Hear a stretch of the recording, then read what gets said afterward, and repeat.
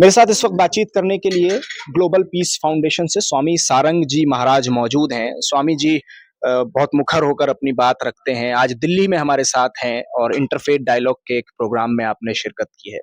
सबसे पहला सवाल प्रोग्राम से रिलेटेड ही कर लेते हैं। कितना ज़रूरी समझते हैं आप ये इंटरफेथ डायलॉग होना चाहिए, जो मुल्क में हालात बने हुए हैं और सिर्फ मुल्क में नहीं, जो पूरे विश्व में हालात बने हुए हैं इस वक्त, उनको लेकर? It has to be, dialogue has to be, exchange of thought has to be. जो वैचारिक आदान प्रदान है वो होना चाहिए, बातें आपस में होनी चाहिए, विचार एक दूसरे के जानने चाहिए और ना केवल जानने चाहिए बल्कि उनको अमली जामा भी पहनाना चाहिए। इस वक्त जो फिलिस्तीन और इजराइल के बीच जो कुछ चल रहा है, आपने भी देखा है, उस पर आप मुखर होकर अपनी बात रख भी रहे हैं, लेकिन मैं ये जानना चाहता हूँ, क्या उसका हल भी आपको लगता है सिर्फ बातचीत से ही निकलेगा? दुनिया में सारे मसले मसाइल जो हैं वो बातचीत से ही हल होते हैं, जब क्योंकि लड़ने के बाद जब कुछ बचता ही नहीं, एक लिमिट ऐसी आ जाएगी जब एक्सट्रीम है, जब सब खत्म हो जाएगा तो बात करेंगे, तो बात पहले ही कर लेनी चाहिए। तो इजराइल और फिलिस्तीन के बीच का जो ये पूरा झगड़ा है, वो भी बातचीत से हल होगा? हाँ, बातचीत से ही हल होना चाहिए। देखिए, इजराइल और फिलिस्तीन का झगड़ा इजराइल और फिलिस्तीन का नहीं रह गया है। इजराइल फिलिस्तीन का झगड़ा बढ़ता हुआ कुछ दिनों बाद हमारे आपके घरों तक भी आ गया है और उसकी आग से हम आप भी अछूते नहीं रहेंगे, ये पक्की बात है। और कहीं ना कहीं उसकी गर्माहट हमें रोजाना के जीवन में भी महसूस होने लगी है। और मुझे लग रहा है वो हो भी रही है अभी, और शायद हम यहाँ भी देख रहे हैं अपने मुल्क हिंदुस्तान में कि कुछ लोग इजराइल का खुलकर समर्थन भी कर रहे हैं। देखिए, जो भी हमारी विदेश नीति है, जो भी फॉरेन पॉलिसी है, गवर्नमेंट ऑफ इंडिया की जो भी फॉरेन पॉलिसी है, हम उसके साथ हैं। पहली बात, देश से बड़ा कुछ भी नहीं, प्रधानमंत्री से बड़ा कुछ भी नहीं। प्रधानमंत्री किसी पॉलिटिकल पार्टी के नहीं होते, पूरे देश के प्रधानमंत्री थे। हमारे प्रधानमंत्री माननीय मोदी जी हैं, आपके भी हैं, हमारे भी हैं, सबके हैं और हमें फक्र है इस बात का। तो जो आपका जो प्रश्न है कि इजराइल का समर्थन करते हैं, ईरान अगर इजराइल का करते हैं तो ईरान का भी तो करते हैं ना। ईरान एम्बेसी में बैठे हम, अगर समर्थन नहीं कर रहे होते तो हम यहाँ कैसे बैठते? भाई, जो पॉलिसी है, भारत सरकार की जो पॉलिसी है, आप याद करिए कि जनरल सुलेमानी जब शहीद हुए, कासिम सुलेमानी शहीद हुए, तो बहुत से लोगों ने उनके बारे में तरह तरह की बातें कही। उसमें पहला विरोध मेरा था। मुझे याद है। पहला विरोध मेरा था और मैंने इस बात को कहा कि वो शहीद हैं।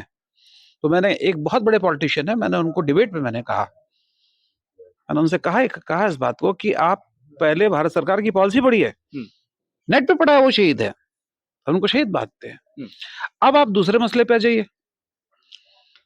भाई, सरकार कहेगी, हमारी सरकार अगर शहीद मानेगी तो हम मानेंगे। अच्छा इंसान मानना अलग बात है, शहीद मानना अलग बात है। शहीद मानना शायद बहुत बड़ी बात है ना, अगर वो शहीद है तो मानेंगे, अगर हमारी सरकार शहीद मानेगी तो मानेंगे, क्योंकि दो मुल्कों की बात है, हमारे मानने से कुछ नहीं होगा। हम अननेसेसरी आइडेंटिफाइड क्यों करें? और मेरा मानना है कि बड़ा हम लोग, मैंने आपसे भी जिक्र किया कि बारूद के ढेर पे बैठ के सिगरेट पी रहे हैं, यही हालात है। अभी मैंने एक चैनल पे भी मैंने इसी बात को मैंने बात कही कि हर चीज की शेल्फ लाइफ है, आपके मोबाइल की भी शेल्फ लाइफ है, थोड़ी देर बाद वो खत्म हो जाएगा। पर एटॉमिक वेपन्स की जो शेल्फ लाइफ है वो किसी को नहीं मालूम है। कोई आज तक किसी आदमी ने इस बात के ऊपर हाथ नहीं उठाया कि भाई अमेरिका ने जो एटॉमिक वेपन्स रख रखे हैं, जो पूरी दुनिया में एटॉमिक वेपन्स हैं, उनकी एक्सपायरी क्या है, उनके हार्ड वाटर ट्रीटमेंट की एक्सपायरी क्या है, इसके बारे में बात क्यों नहीं होती, इसके बारे में यूनाइटेड नेशन में बात क्यों नहीं होती, इसके बारे में हम बात क्यों नहीं करते? हम इसमें क्यों उलझे हुए हैं कि कौन कहाँ जा रहा है, कौन इसमें आ रहा है? देखिए, हालात, वो कहते ना, जाकी रही भावना जैसी प्रभु मुहूर्त देखी तिन तैसी। हो सकता है किसी को हालात खराब लग रहे हों और कोई आदमी उस हालात को बनाने के लिए ही जी रहा हो। अच्छा, अगर हिंदुस्तान की, हमारे मुल्क की बात करें तो, क्योंकि आप इंटरफेथ डायलॉग के इस प्रोग्राम में शरीक हुए हैं, कितनी ज़रूरत है, जो हालात अगर इस वक्त बने हुए हैं, अगर बहराइच की बात करें, कोई चढ़ जाता है, बाकायदा एक झंडे को गिरा देता है, उसके बाद मार दिया जाता है, ये हालात क्यों दोनों तरफ से इतने खराब होते जा रहे हैं और इसका जिम्मेदार आखिर है कौन? क्या रोक लग सकती है?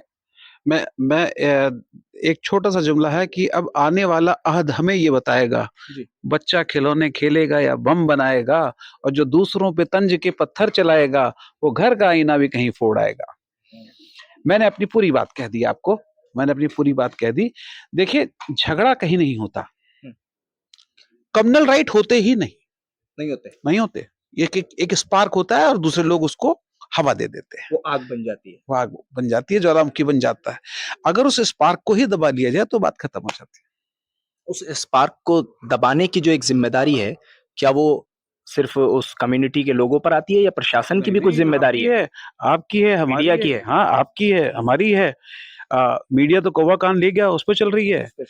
मीडिया तो कौवा कान ले गया, उस पर चल रही है। आप मुझे बताइए कि भाई, आप जब भारत पे रहते हैं तो आप समाज की बात करिए, भारत की बात करिए, ठीक है।